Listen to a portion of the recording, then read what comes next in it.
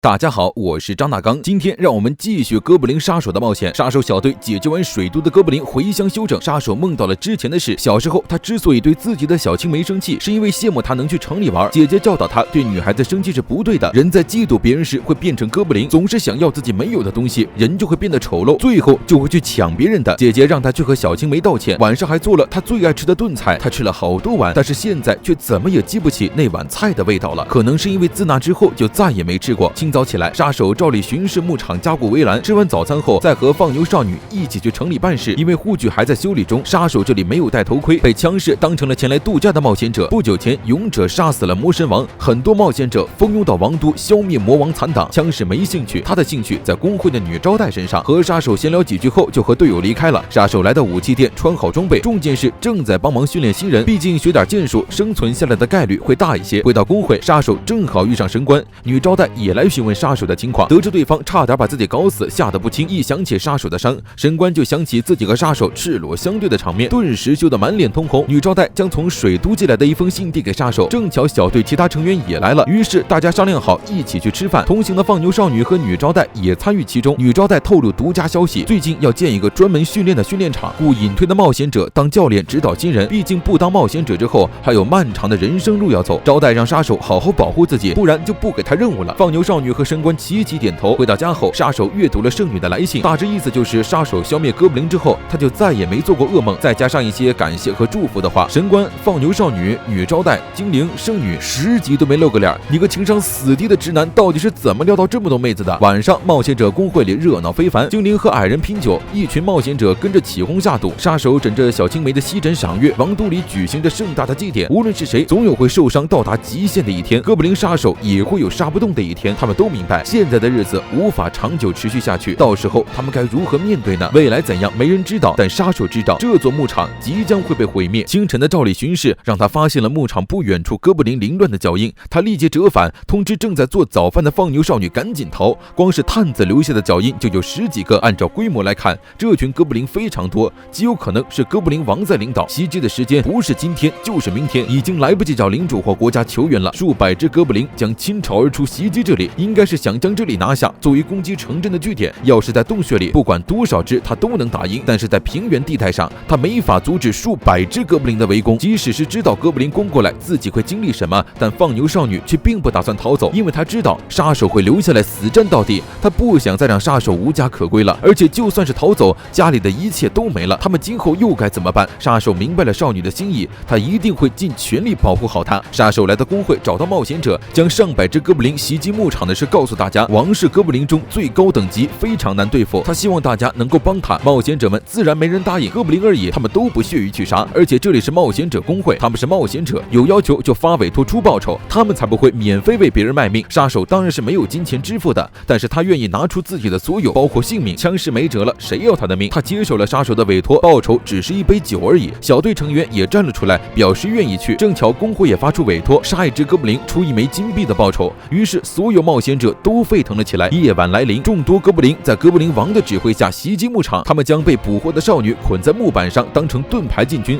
好在冒险者这边早有对策，法师施下昏睡魔法，趁机将少女救出。射手解决了射程之内的敌方法师，随后埋伏在草丛的战士蜂拥而上，将哥布林尽数砍杀。一队齐狼的哥布林骑兵试图绕后偷袭，早有防备的众人抽起削尖的木桩捅死狼群，后排队员配合默契砍杀哥布林。到目前为止，哥布林的所有行动都在杀手的预料之中。得知战线全部溃败，哥布林王怒不可遏，放出了一大群哥布林以及2只哥布林英雄后落荒而逃。经验丰富的冒险者拦下了所有的哥布林。哥布林王清楚这支部队已经完了，他得赶紧逃回巢穴繁衍后代，日后再卷土重来。然而杀手却不会让他如愿，前方的大军才是他设下的诱饵。趁着哥布林王指挥前线的时候，他已经把对方的老巢灭得干干净净了。被偷下的哥布林王怒不可遏，当场和杀手展开博弈，反被杀手一剑正中脑门。前线的哥布林被剿灭的差不多，2只哥布林英雄也分别被剑士小队和枪士斩杀。而杀手这边情况却是不容乐观，他几乎是被哥布林王压着打，短剑捅进了哥布林王的腹部，杀手也被砍伤手臂，砸飞在地。哥布林王狂笑着，不断踩着杀手的脑袋。而就当他打算一刀砍死杀手的时候，刀却撞在了透明的圣币之上。神官从林子里走出，释放第2张圣币，2张圣币将他前后夹击，断刃被深深插入伤口。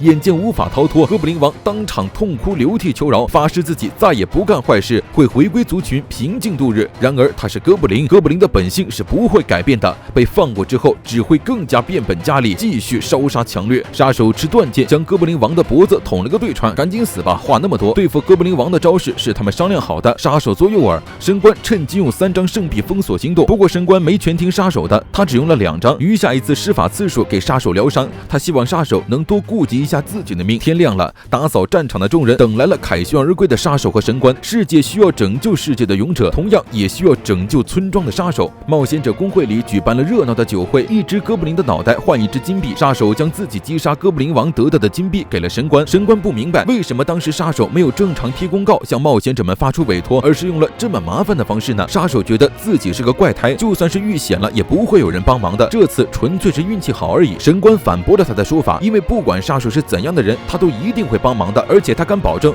无论多少次，只要他开口求助，就没有人会袖手旁观。神官提出想看看杀手的真容，杀手也很干脆地摘下了头盔。从未摘下头盔的神秘杀手居然露出了真容，冒险者们纷纷跑去围观，看大家的反应，10乘10是个大帅哥。我们仍未知道那天冒险者们所看到的哥布林杀手到底长什么样，也不知道这群冒险者到底叫什么名字，唯一知道的就是杀手的战斗还在继续。哥布林杀手第1集完结。